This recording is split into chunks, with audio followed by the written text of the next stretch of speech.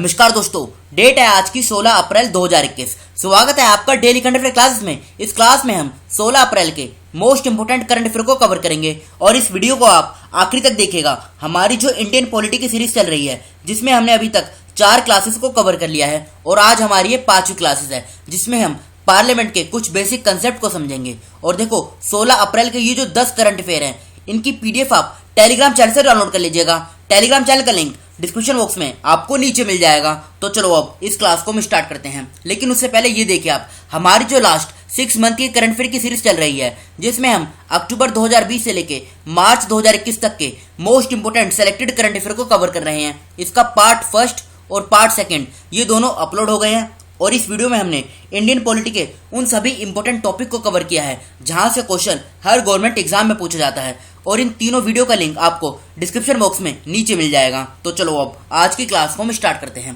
पहला क्वेश्चन क्या है, देखो पहले क्वेश्चन में यह पूछा गया है निम्नलिखित में से किसने अप्रैल 2021 में पोषण ज्ञान को लॉन्च किया है। तो ये पूरी न्यूज क्या है इसे हम समझते हैं। तो देखो अभी हाल ही में अप्रैल 2021 में कब 13 अप्रैल 2021 को नीति आयोग ने bill and Melinda Gates foundation के साथ मिलकर 13 अप्रैल 2021 को पोषण ज्ञान को लॉन्च किया है। तो ए इस क्वेश्चन का सही आंसर है नीति आयोग। इसमें होगा क्या, देखो पोषण ज्ञान ये एक ऐसा पोर्टल है जहां पर पोषण संबंधी सभी जानकारी यहां पर उपलब्ध होगी। फिर से बोलता हूं, ये एक ऐसा पोर्टल है जहां पर पोषण संबंधित सभी जानकारी यहां पर उपलब्ध होगी। तो ए इस क्वेश्चन का सही आंसर है नीति आयोग। अब बात कर लेते हैं नीति आयोग की। देखो नीति आयोग इसको मतलब इसकी गठन कब हुआ था, इसकी फॉर्मेशन कब हुई थी, ये अक्सर एग्जाम में पूछी जाती है। तो इसकी जो गठन हुआ था ना फॉर्मेशन, ये हुई थी 1 जनवरी 2015 में। फिर से बोलता हूँ 1 जनवरी 2015 में, यानी आज से 6 साल पहले। पूछा जाता है इसका हेडक्वार्टर मुख्यालय ये कहाँ पर है, तो ये नई दिल्ली में है। अब पूछा जाएगा इसके चेयरमैन कौन है, तो देखो इसके जो चेयरपर्सन है ये कौन है, पीएम यानी प्राइम मिनिस्टर नरेंद्र मोदी जी। पूछा जाए वाइस चेयरपर्सन ये कौन है, तो यह है राजीव कुमार। अब पूछा जाए सीईओ यानी चीफ एग्जीक्यूटिव ऑफिसर ये कौन है, ये काफी बार एग्जाम में पूछा जा चुका है। तो ये कौन है, अमिताभ कांत। अमिताभ कांत का नाम आप याद रखेगा। तो ए इस क्वेश्चन का सही आंसर है नीति आयोग। अब बढ़ते हैं हम अगले क्वेश्चन की तरफ, लेकिन उससे पहले ये देखिए आप हमारी जो स्टैटिक जीके की सीरीज चल रही है, देखो इसमें class first, class second, class third, class fourth ये चारों क्लास तो अपलोड हो गई हैं और इन चारों वीडियो का लिंक आपको डिस्क्रिप्शन बॉक्स में नीचे मिल जाएगा। और आज हमारी ये 5वीं क्लास है। बढ़ते हैं अगले क्वेश्चन की तरफ। हर साल विश्व चागास रोग दिवस कब मनाया जाता है। तो सबसे पहले तो हम ये समझते हैं जो चागास है ये है क्या। देखो एक प्रकार की एक ऐसी बीमारी है, आप ये कह सकते हैं साइलेंस डिजीज, जो सीधा हृदय यानी कार्डियक और डाइजेस्टिव सिस्टम पर प्रभाव करती है। तो इस क्वेश्चन का डी आंसर सही है। इसे हर साल 14 अप्रैल को मनाया जाता है और इसे फर्स्ट टाइम 2020 में मनाया गया था। क्वेश्चन यहां से उठेगा कि इसे पहली बार कब मनाया गया था, तो इसे पहली बार 2020 में मनाया गया था। अब देखो यहाँ पे बात हुई है डेज की, तो अप्रैल के जो इंपॉर्टेंट डेज हैं इनको हम कवर कर लेते हैं। 2 अप्रैल को वर्ल्ड ऑटिज्म जागरूकता दिवस मनाया जाता है। 4 अप्रैल को खान कार्रवाई में जागरूकता और सहायता के लिए अंतर्राष्ट्रीय दिवस मनाया जाता है। 5 अप्रैल को राष्ट्रीय समुद्री दिवस हर साल मनाया जाता है।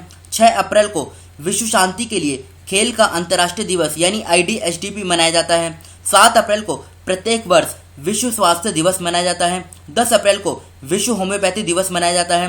11 अप्रैल को महात्मा ज्योतिबा फूले की जयंती मनाई जाती है। 14 अप्रैल को अंबेडकर जयंती हर साल मनाई जाती है। तो ये तो थे हमारे अप्रैल के इंपोर्टेंट डेज। अब ये मार्च के इंपोर्टेंट डेज हैं और ये फरवरी के इंपोर्टेंट डेज हैं। इन दोनों का आप स्क्रीनशॉट ले लीजिए और इसका आप नोट्स बना लीजिएगा, क्योंकि देखो मैं पढ़ूंगा तो इसमें काफी टाइम लग जाएगा, इसलिए आप इसका स्क्रीनशॉट ले लीजिए। बढ़ते हैं अगले क्वेश्चन की तरफ। थर्ड क्वेश्चन में पूछा गया केंद्रीय कृषि मंत्रालय ने कितने राज्यों के 100 गांव में एक पायलट परियोजना के लिए माइक्रोसॉफ्ट के साथ एक समझौता ज्ञापन पर हस्ताक्षर किए हैं। तो देखो इस क्वेश्चन का सही आंसर है 6 राज्य। अब ये 6 राज्य कौन कौन से हैं इनके बारे में समझते हैं। हो सकता है एग्जाम में इन 6 राज्यों का नाम भी पूछ ले जाए। तो नाम है देखो उत्तर प्रदेश, मध्य प्रदेश, गुजरात, हरियाणा, राजस्थान और आंध्र प्रदेश। फिर से बोलता हूँ उत्तर प्रदेश, मध्य प्रदेश, गुजरात, हरियाणा, राजस्थान और आंध्र प्रदेश। अब इसमें हो गया क्या, देखो स्मार्ट तरीके से जो एग्रीकल्चर एक्टिविटीज हैं इनको परफॉर्म किया जाएगा। किस प्रकार से, पोस्ट हार्वेस्ट के बाद जो मैनेजमेंट और डिस्ट्रीब्यूशन है इसको किस प्रकार से मेंटेन किया जा सके, किस प्रकार से इसको इंश्योर किया जा सके, ये इन सब चीज़ों पे फोकस किया जाएगा। फिलहाल तो देखो यही पूछा जाएगा कि कितने राज्यों के, और 6 राज्य हैं, 6 राज्यों के नाम आपने जान लीजिए, और कितने गांव हैं, 100 गांव हैं। अब किसके साथ क्या है, माइक्रोसॉफ्ट के साथ क्या है, बस इतना इस क्वेश्चन में पूछा जा सकता है। बढ़ते हैं हम अगले क्वेश्चन की तरफ। पर्यटन निदेशालय द्वारा किस झील में 14 अप्रैल 2021 को 50 से अधिक नौकाओं की एक शिकार रैली का आयोजन किया गया? तो ये कहाँ पे किया गया, ये किया गया श्रीनगर की जो डल झील है। तो सी इस क्वेश्चन का सही आंसर है। देखो इस प्रकार का है ये रैली, कहाँ पर, डल झील, ये कहाँ पर है, ये श्रीनगर में स्थित है। और देखो अभी 2-3 दिन पहले ही हमने पढ़ा था चिलिका लेक के बारे में, तो इस क्वेश्चन का सही आंसर है सी, डल झील। बढ़ते हैं अगले क्वेश्चन की तरफ। किसने मानस ऐप लॉन्च किया है? तो देखो मानस ऐप को लॉन्च किया गया किसके द्वारा, सरकार के प्रमुख वैज्ञानिक सलाहकार कौन है, के विजय राघवन। देखो यहाँ पाएगा के विजय राघवन, तो ए इस क्वेश्चन का सही आंसर है। ये है कौन, ये सरकार के प्रमुख वैज्ञानिक सलाहकार हैं। अब इससे फायदा क्या होगा, जो सभी एज ग्रुप हैं उसमें स्वास्थ्य को बढ़ावा दिया जाएगा। बात कर लेते हैं मानस की। मानस का पूरा नाम क्या है, mental health and normalcy augmentation system. फिर से बोलता हूँ, mental health and normalcy augmentation system. तो ए इस क्वेश्चन का सही आंसर है, के विजय राघवन। बढ़ते हैं अगले क्वेश्चन की तरफ। किसने 14 अप्रैल 2021 को राष्ट्रीय अनुसूचित जाति आयोग के ऑनलाइन शिकायत प्रबंधन पोर्टल का शुभारंभ किया है? तो ये किसने किया है, बताइए इस क्वेश्चन का क्या आंसर सही है। तो देखो हमारे जो कानून मंत्री हैं, नाम क्या है, रविशंकर प्रसाद, इन्होंने इसको लॉन्च किया है। क्या है ये, एक ग्रीवेंस मैनेजमेंट पोर्टल है, किसके लिए, national commission for schedule caste. इसमें होगा क्या, देखो ये लोग जो मतलब शेड्यूल कास्ट के जो लोग हैं, ये अपनी जो शिकायत है वो यहाँ पे ऑनलाइन तरीके से दर्ज करा सकते हैं। तो बी इस क्वेश्चन का सही आंसर है, रविशंकर प्रसाद। ये कौन है, ये हमारे कानून मंत्री हैं। बढ़ते हैं अगले क्वेश्चन की तरफ। अमेरिकी राष्ट्रपति जो बिडेन के प्रशासन ने किस देश से शेष अमेरिकी सैनिकों को 11 सितंबर 2021 तक वापस बुलाने का फैसला किया है? तो ये कहाँ से किया है, अफगानिस्तान से किया है। तो बी इस क्वेश्चन का सही आंसर है, अफगानिस्तान। अब एक बार आप इसकी लोकेशन देख लीजिए कहाँ पर है। देखो ये है अफगानिस्तान की लोकेशन। इसकी अगर हम कैपिटल की बात करें तो काबुल इसकी कैपिटल है, जो इसकी लार्जेस्ट सिटी भी है। करेंसी क्या है, अफगानी।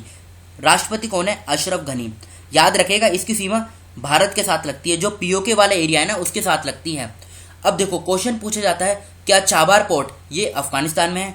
जी नहीं, चाबार पोर्ट यहाँ पर है, चाबार पोर्ट। फिर पूछा जाएगा ग्वादर पोर्ट, ये पाकिस्तान में है। तो ये दोनों पार्ट, ये मतलब ये जो दोनों पोर्ट है इसको आप याद रखेगा, ये दोनों बंदरगाह, चाबार बंदरगाह ईरान में है और ग्वादर बंदरगाह ये पाकिस्तान में है। बढ़ते हैं अगले क्वेश्चन की तरफ। अप्रैल 2021 में कौन सा देश अपने कोविड-19 टीकाकरण कार्यक्रम से एस्ट्राजेनेका वैक्सीन को छोड़ने वाला यूरोपीय संघ का पहला देश बन गया है? तो ये कौन सा बना है, ये बना है डेनमार्क। तो ए इस क्वेश्चन का सही आंसर है, डेनमार्क। इसकी एक बार आप लोकेशन देख लीजिए। देखो ये यूरोप में है। इसकी अगर हम कैपिटल की बात करें तो कैपिटल इंपोर्टेंट है, कोपेनहेगन, यहाँ पे लिखी भी हुई है कोपेनहेगन, ये इसकी कैपिटल है। करेंसी क्या है, डेनिश क्रोन। देखो बाल्टिक सी, बाल्टिक सी में 3 कंट्री आते हैं, कौन कौन से, लैटविया, लिथुआनिया और एक बताइए तीसरा कौन सा है। चलो ये आप बताइएगा, लैटविया, लिथुआनिया और तीसरा जो नाम है ये आप बताना कमेंट बॉक्स में। क्योंकि देखो बाल्टिक कंट्रीज काफ़ी बार एग्जाम में पूछी जा चुकी हैं, ये कितनी हैं। तो 2 का नाम तो मैंने आपको बता दिया, तीसरी का नाम आपको बताना है। बलबीर सिंह जूनियर का अप्रैल 2021 में निधन हो गया, इनका संबंध किस खेल से था? तो देखो इस प्रकार के क्वेश्चन डाटा बेस्ड होते हैं, मतलब इनमें फैक्ट होता है। बस आपको इतना याद रखना है, इनका संबंध किस खेल से है, तो इनका संबंध है हॉकी से। तो सी इस क्वेश्चन का सही आंसर है। बलबीर सिंह जूनियर का अप्रैल 2021 में निधन हो गया, इनका संबंध हॉकी खेल से है। बढ़ते हैं आगे। ई पंचायत पुरस्कार 2021 का अवार्ड किस राज्य को दिया गया? तो देखो पूछा जा सकता है, ये मोस्ट इंपोर्टेंट क्वेश्चन है, इसको आप मार्क कर लीजिए। बस इतना याद रखेगा, ये किसको मिला है, तो ये मिला है उत्तर प्रदेश राज्य को। तो डी इस क्वेश्चन का सही आंसर है, उत्तर प्रदेश। अब बात देखो उत्तर प्रदेश की हुई है, तो इसका जो पिछला करंट अफेयर है इसे हम कवर कर लेते हैं। पहला पॉइंट क्या है, उत्तर प्रदेश का पहला ट्रांसजेंडर शौचालय वाराणसी के कमच्छा में बनाया गया।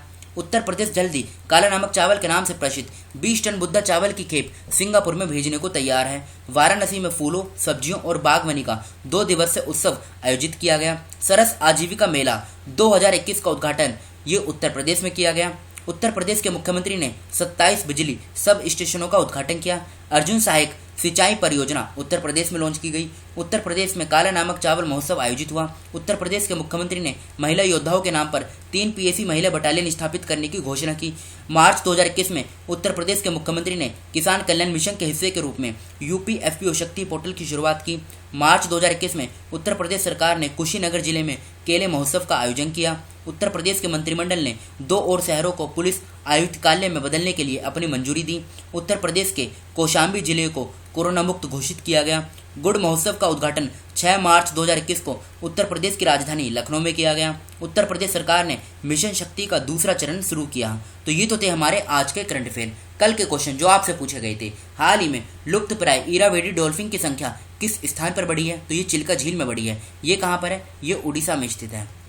अप्रैल 2021 में किस राज्य सरकार ने निजी अस्पतालों में कोविड रोगियों के इलाज के लिए नई दरें तय की हैं? तो छत्तीसगढ़ सरकार ने की हैं। कौन दिल्ली छावनी में आईसीयू सुविधाओं से लैस कितने बेड वाला कोविड-19 अस्पताल स्थापित करेगा? तो ये कौन करेगा? डीआरडीओ करेगा। अप्रैल 2021 में आहार क्रांति किसने शुरू की? तो ये की डॉक्टर हर्षवर्धन ने। प्रधानमंत्री नरेंद्र मोदी अप्रैल 2021 में एक वीडियो संदेश के माध्यम से रायसीना संवाद के किस संस्करण का उद्घाटन किया? तो इन्होंने किया 6ठे संस्करण का उद्घाटन रायसीना संवाद के। 13 अप्रैल 2021 को जलियांवाला बाग नरसंहार की कौन सी वर्षगांठ मनाई गई? तो 102वीं। ये कहाँ पर हुआ था? ये पंजाब के अमृतसर में हुआ था। तो ये तो थे हमारे कल के क्वेश्चन। अब ये आज के क्वेश्चन हैं जिनका आंसर आपको बताना है। किस राज्य के मुख्यमंत्री ने राज्य के 52 जिलों के लिए 52 करोड़ रुपए की राशि जारी की? किस राज्य सरकार ने कमजोर वर्ग के लोगों के लिए 5476 करोड़ रुपए वित्तीय पैकेज की घोषणा की? किसने विश्व बैंक समूह के अध्यक्ष डेविड मालपास से 13 अप्रैल 2021 को आभासी मोड के माध्यम से मुलाकात की? भारतीय सेना ने अप्रैल 2021 में कौन सा सियाचिन दिवस मनाया? सेवानिवृत्त न्यायाधीश सुरेंद्र कुमार यादव ने 12 अप्रैल 2021 को किस राज्य में उप लोकायुक्त के रूप में शपथ ली? अप्रैल 2021 में किसने ई सेंटा का उद्घाटन किया? तो ये जो 6 क्वेश्चन हैं इनका आंसर आपको कमेंट बॉक्स में खुद से बताना है। तो ये तो थे हमारी करंट अफेयर की डिस्कशन। अब देखो हमारी जो इंडियन पॉलिटी की सीरीज चल रही है जिसमें अभी तक हमने 4 क्लासेस को कंप्लीट किया है। पहली क्लास में हमने अटॉर्नी जनरल ऑफ इंडिया के बारे में पढ़ा था। दूसरी क्लास में हमने प्रेसिडेंट के बारे में पढ़ा, मतलब प्रेसिडेंट से किस टॉपिक से क्वेश्चन पूछे जाते हैं। थर्ड क्लास में हमने पार्लियामेंट का जो ऑर्गेनाइजेशन है इसके बारे में पढ़ा। फोर्थ क्लास में हमने प्रिजाइडिंग ऑफिसर्स के बारे में पढ़ रहे हैं, मतलब इसमें हमने अभी तक स्पीकर के बारे में पढ़ा है। और आज जो हमारी ये 5वीं क्लास है इसमें हम डेप्यूटी स्पीकर के बारे में पढ़ेंगे। देखो जो प्रिजाइडिंग ऑफिसर होते हैं ना, ये होते कौन है? ये एक प्रकार से आप ये कह सकते हैं, देखो अगर एग्जाम्पल की सहायता से समझें, जैसे स्कूल में एक क्लास होती है, क्लास में एक मॉनिटर बना दिया जाता है जो उसको मतलब संबोधित करेगा, लीड करेगा। उसी प्रकार से लोकसभा और राज्यसभा, लोकसभा में होते हैं कौन कौन? Speaker, deputy speaker. राज्यसभा में कौन होते हैं? चेयरमैन और डेप्यूटी चेयरमैन। ये संबोधित करते हैं अपने अपने हाउसेस को। हमारी बात चल रही है लोकसभा की फिलहाल। लोकसभा में हमने स्पीकर के बारे में कल बहुत डिटेल के साथ पढ़ा, आज पढ़ेंगे हम डेप्यूटी स्पीकर के बारे में। तो देखो डेप्यूटी स्पीकर ये होते कौन है? सबसे पहले देखो जिस प्रकार से स्पीकर होते हैं, डेप्यूटी स्पीकर भी उसी प्रकार से लोकसभा के जो मेंबर होते हैं ना, उन्हीं में से एक चुनकर आते हैं। मतलब ये दोनों लोकसभा के मेंबर होते हैं। आप ये कह सकते हैं ये एमपी होते हैं, ये सांसद होते हैं। पहले लोकसभा चुने जाते हैं, मतलब लोकसभा में से स्पीकर, उसके बाद डेप्यूटी स्पीकर को चुना जाता है। अब पूछा जाता है, देखो इनका जो इलेक्शन होता है, पहले स्पीकर तो हमने चुन लिए लोकसभा में से, फिर इनके बाद डेप्यूटी स्पीकर को चुना जाता है। और इनके जो इलेक्शन की जो डेट होती है ना, ये किसके द्वारा फिक्स की जाती है? ये स्पीकर के द्वारा की जाती है। और कल हमने पढ़ा था स्पीकर की जो इलेक्शन की डेट है वो किसके द्वारा फिक्स की जाती है? वो प्रेसिडेंट के द्वारा की जाती है। तो ये दोनों पॉइंट आप याद रखिएगा। अब पूछा जाता है इनका ऑफिस किन किन कंडीशन में खाली हो सकता है। तो देखो पहले पॉइंट में क्या है, पॉइंट वही है जो कल हमने पढ़े थे, एक बार फिर से समझा देता हूँ।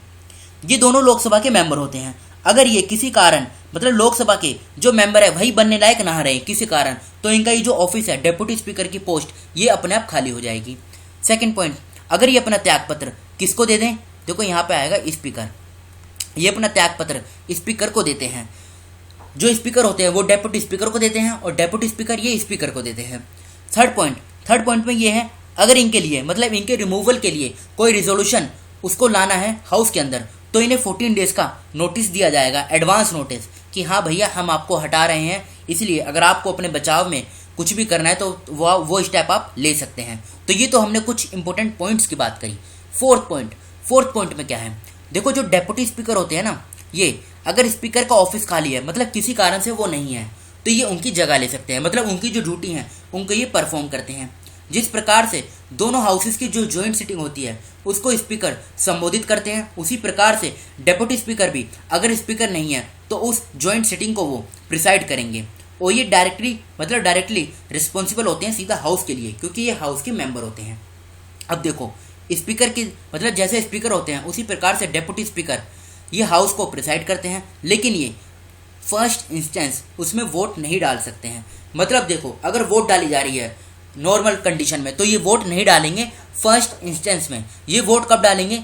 जब कास्टिंग वोट क्या होती है, अगर टाई हो जाता है तो वहां पे ये अपनी कास्टिंग वोट मतलब जो वोट है उसका इस्तेमाल करेंगे और उसी को बोला जाता है कास्टिंग वोट। लेकिन जब कंडीशन ये चल रही हो कि इनका जो रिमूवल का ऑर्डर है वो प्रपोज किया गया हो हाउस के अंदर, तो उसमें ये जो वोट डालेंगे ये फर्स्ट इंस्टेंस में डालेंगे। उस समय ये जब टाई की कंडीशन होगी तो वहां पे अपनी वोट का इस्तेमाल नहीं करेंगे। अब देखो, जब 10th लोकसभा थी, यहाँ तक क्या होता था, स्पीकर और डेप्यूटी स्पीकर ये दोनों रूलिंग पार्टी से होते थे।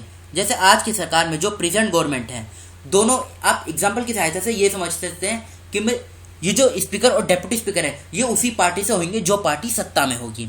लेकिन क्या हुआ, 11वीं लोकसभा से अभी तक एक रूल आया, मतलब एक रूल बना दिया गया हाउस के अंदर ही कि जो स्पीकर होंगे वो रूलिंग पार्टी से होंगे और डेप्यूटी स्पीकर ये कहाँ से होंगे, ये अपोजिशन पार्टी से होंगे। फिर से बोलता हूँ, यहाँ से क्वेश्चन उठेगा, 11वीं लोकसभा से एक रूल बना दिया गया क्या कि स्पीकर जो होंगे ये रूलिंग पार्टी से होंगे जो पार्टी सत्ता में होगी, और डेप्यूटी स्पीकर ये उस पार्टी से होंगे जो अपोजिशन होगी। अब पूछा गया स्पीकर और डेप्यूटी स्पीकर इनकी जो पोस्ट है ना ये ओरिजिनेट कब हुई, तो ये 1921 में हुई। किसके तहत? Government of India act of 1919, जिसे मोंटेगे-चेम्सफोर्ड रिफॉर्म्स के नाम से भी जाना जाता है। जब आपने हिस्ट्री पढ़ी होगी तो वहाँ पे देखो ये एक्ट काफ़ी डिटेल से पढ़ाया जाता है, और हम देखो जब हिस्ट्री पढ़ेंगे तो इन सभी एक्टों को मतलब ये जो गवर्नमेंट ऑफ इंडिया एक्ट 1909, 1990, 1935 इन सभी को बहुत डिटेल के साथ पढ़ेंगे। अब पूछा जाता है मोस्ट इंपोर्टेंट क्वेश्चन, हमारे जो फर्स्ट स्पीकर कौन है लोकसभा के, तो ये कौन है, जीवी मावलंकर। ये क्वेश्चन तो काफ़ी बार एग्जाम में पूछा जा चुका है, इसलिए इसको आप अच्छे से रट लीजिए। देखो ज्वाइंट सिटिंग जो होती है ना, ये समझा देता हूँ एक बार फिर से दोबारा से। सबसे पहले तो आपके दिमाग में एक छप जाना चाहिए कि संविधान के किस आर्टिकल में आता है। तो संविधान का जो 108 आर्टिकल है उसमें ज्वाइंट सिटिंग के बारे में जिक्र है। देखो कोई बिल पार्लियामेंट में लाया गया, मतलब हाउस में लाया गया, वो पास नहीं हो पाया किसी कारण, तो वहाँ पे ज्वाइंट सिटिंग बुलाई जाती है। अगर ये लगे कि हाँ जी ये बिल बहुत इंपॉर्टेंट है तो प्रेसिडेंट के द्वारा ज्वाइंट सिटिंग बुलाई जाती है, जिसमें लोकसभा और राज्यसभा दोनों के मेंबर एक साथ आते हैं। लेकिन इसको जो संबोधित करते हैं ना ये स्पीकर करते हैं। किसी कारण स्पीकर नहीं है तो कौन करेंगे, फिर करेंगे डेप्यूटी स्पीकर। अच्छा अब बताइए, अब क्वेश्चन पूछा जाता है, ये थोड़ा ट्रिकी है, स्पीकर नहीं है, डेप्यूटी स्पीकर नहीं है, तो कौन करेंगे, चेयरमैन, प्राइम मिनिस्टर, प्रेसिडेंट या फिर डेप्यूटी चेयरमैन। अब देखो एक बार ना एक पॉइंट मैं आपको समझा देता हूँ। ये स्पीकर है, मतलब ये एक प्रकार से आप ये समझ सकते हैं ये लोकसभा है और यहाँ पर है ये राज्यसभा। देखो बहुत ध्यान से सुनना, बहुत इंपॉर्टेंट पॉइंट है। लोकसभा में कौन होते हैं, स्पीकर और डेप्यूटी स्पीकर, उसी प्रकार से राज्यसभा में चेयरमैन और डेप्यूटी चेयरमैन। अभी जो स्पीकर होते हैं और डेप्यूटी स्पीकर ये दोनों तो लोकसभा के मेंबर होते हैं, डेप्यूटी चेयरमैन ये भी राज्यसभा के मेंबर होते हैं, लेकिन जो चेयरमैन होते हैं ये राज्यसभा के मेंबर नहीं होते हैं। क्यों? क्योंकि देखो जो हमारे वाइस प्रेसिडेंट हैं वही राज्यसभा के चेयरमैन होते हैं, समझ गए ना। इसीलिए ये जो ज्वाइंट सिटिंग है इसको ये प्रेसिडेंट नहीं करते हैं, स्पीकर करेंगे, डेप्यूटी स्पीकर करेंगे, अगर ये भी नहीं है फिर करेंगे डेप्यूटी चेयरमैन। वैसे तो बहुत कम कंडीशन बनती है इस प्रकार की, तो समझ गए ना आप, स्पीकर करेंगे, डेप्यूटी स्पीकर करेंगे और फिर डेप्यूटी चेयरमैन करेंगे। ज्वाइंट मतलब जो ज्वाइंट सिटिंग है इसको प्रिसाइड। अब समझते हैं स्पीकर प्रो टर्म के बारे में। देखो ये क्या होता है इसको समझिएगा, वैसे इसमें कुछ ज़्यादा है नहीं। देखो कॉन्स्टिट्यूशन के अनुसार स्पीकर जो होते हैं, मतलब जो लोकसभा होती है ना लास्ट लोकसभा, उसके जो स्पीकर होते हैं वो अपना ऑफिस खाली कब करेंगे, जब न्यूली इलेक्टेड लोकसभा आ जाएगी, इसकी फर्स्ट मीटिंग होगी, तो उससे इमीडिएट पहले ये अपने ऑफिस को खाली कर देंगे। तो देखो फिर प्रेसिडेंट के द्वारा एक मेंबर को अपॉइंट किया जाता है, लोकसभा के एक मेंबर होते हैं जिनको प्रेसिडेंट के द्वारा अपॉइंट किया जाता है as a speaker pro term, समझ गए। ये यूजुअली सीनियर मोस्ट मेंबर होते हैं लोकसभा के। अब देखो प्रेसिडेंट इनको नॉमिनेट करते हैं और प्रेसिडेंट इनको शपथ दिलाते हैं।